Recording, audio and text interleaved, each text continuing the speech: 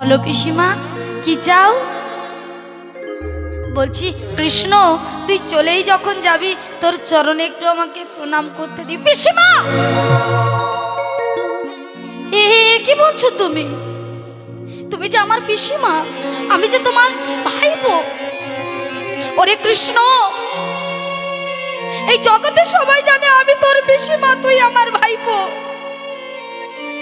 আর কেউ না জানুক, আমি জানি তুই শুধু আমার ভাতৃপুত্র নয়, তুই হলি অনাদির আদি গোবিন্দ, সর্বকারণের মই কারণ। তেনারে বাবা, বেশ, তুমি একান্তই শুনছো না যখন, দেখো কেউ যেন দেখে ফেলে না। আজকের কুন্তী কৃষ্ণের চরণে প্রণাম করলে, প্রণাম করে বললেন, কৃষ্ণ, ও কৃষ্ণ, তুই আমাকে আশীর্বাদ করবি না? আশীর্বাদও করতে হবে।